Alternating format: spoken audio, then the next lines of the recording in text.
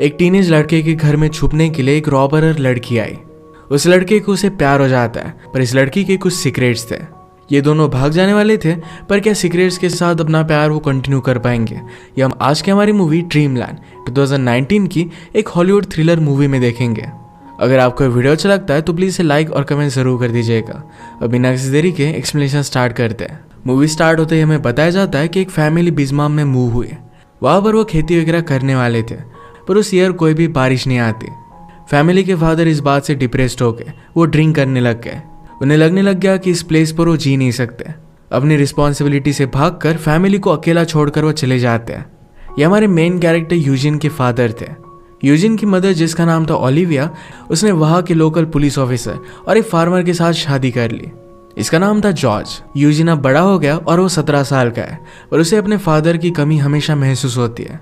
बचपन में उसके फादर उसे पोस्ट कार्ड भेजा करते थे। इसमें लिखा था कि वो मैक्सिको में है और वहाँ का समुंदर बहुत ही ब्यूटीफुल है। यूजिन को हमेशा वहाँ पर जाना था। इस साल इनके यहाँ पर बहुत बड़े सैंडस्टॉर्म आने लग गए। इससे बहुत सारे लोगों की खेती और घर भी बर्बाद हो चुके थे। फार्मिंग करने के लिए लोगों ने लोन्स लिए थे और इसी वजह से बैंक आकर उनकी सारी प्रॉपर्टी ले लेती थी। लोग बेघर हो गए और किसी और जगह पर रहने के लिए चले गए।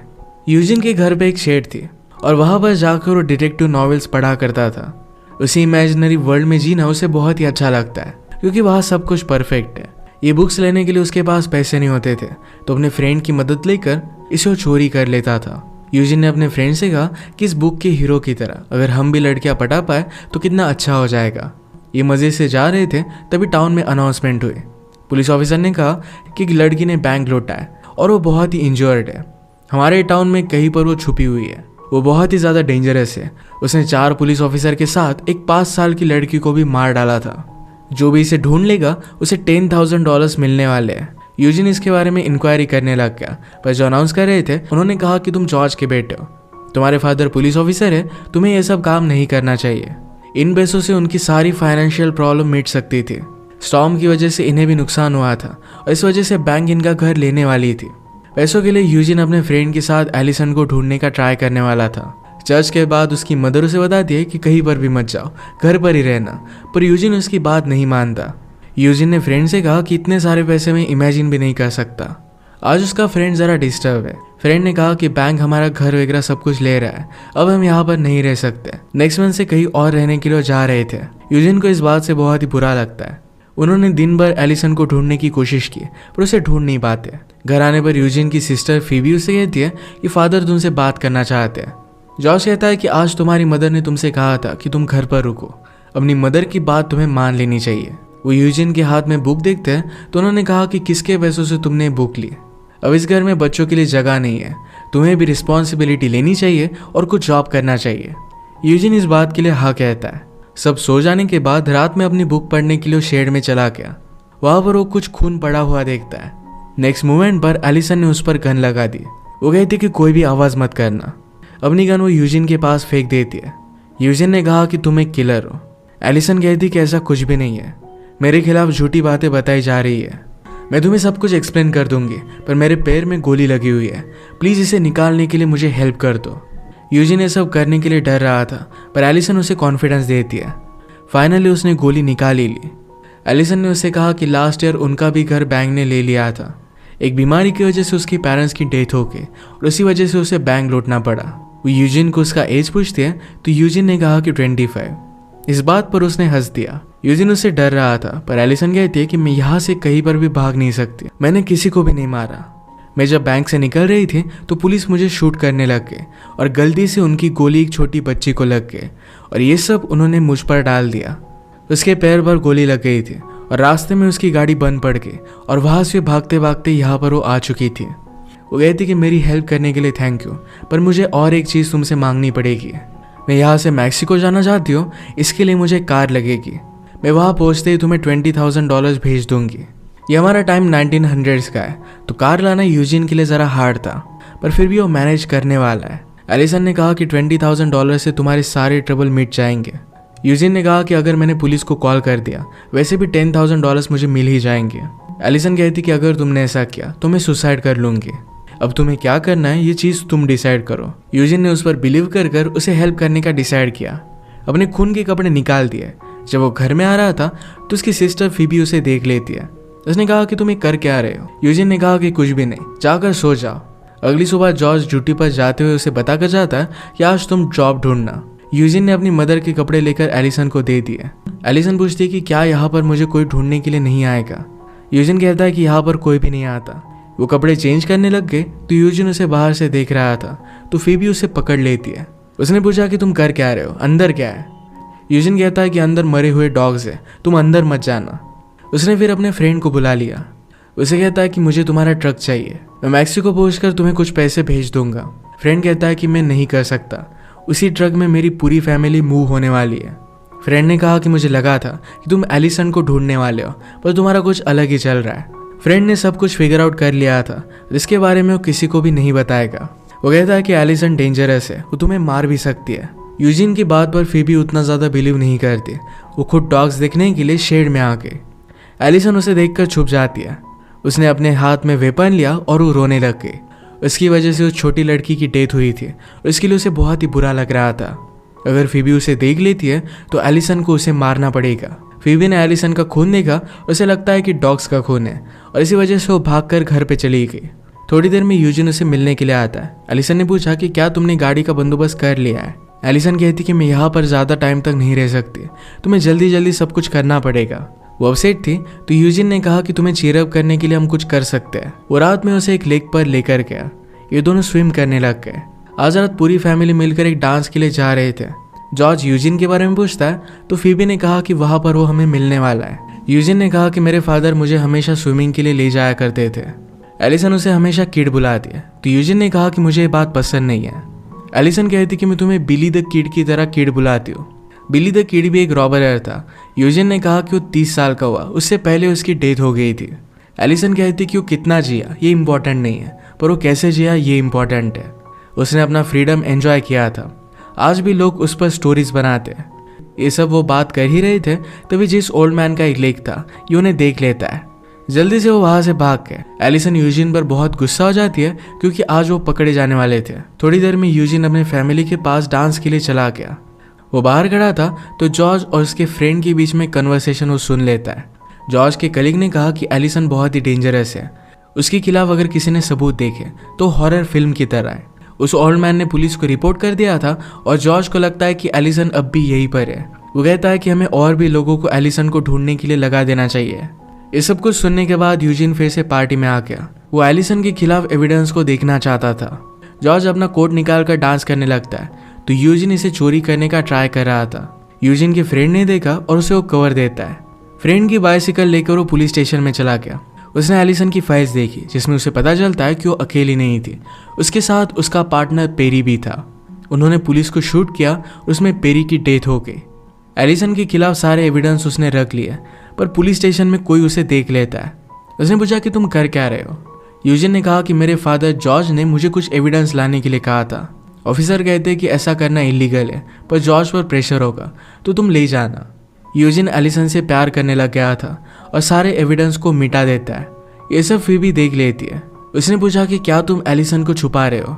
मैं बात किसी से भी नहीं कहूँगी पर तुम इस तरीके से वियर्डली क्यों बिहेव कर रहे हो? यूजिन कहता है कि सारी चीज़ें बहुत ही कॉम्प्लेक्स है पर सब कुछ ठीक हो जाएगा। उसे प्रॉमिस करता है तो फीबी मान लेती है। अगले दिन जॉर्ज जब इन्वेस्टिगेशन कर रहा था तो एलिसन की फटी हुई ड्रेस उसे मिली। वो डायरेक्टली अपने बॉस के पास गया और कहा कि हमें और भी लोग एलिसन के पीछे लगाने चाहिए। बॉस उस पर बहुत ही ज़्यादा गुस्सा था। उसने कहा कि कल रात तुमने अपने बेटे को एविडेंस चुराने के लिए भेजा हुआ था, इस वजह से वो जॉर्ज को फायर कर देते हैं। जॉर्ज इस बात से बहुत ही ज़्यादा गुस्सा हो गया। सुबह यूजिन एलिसन को उसने एविडेंस में से निकाली हुई पेरी की घड़ी देता है।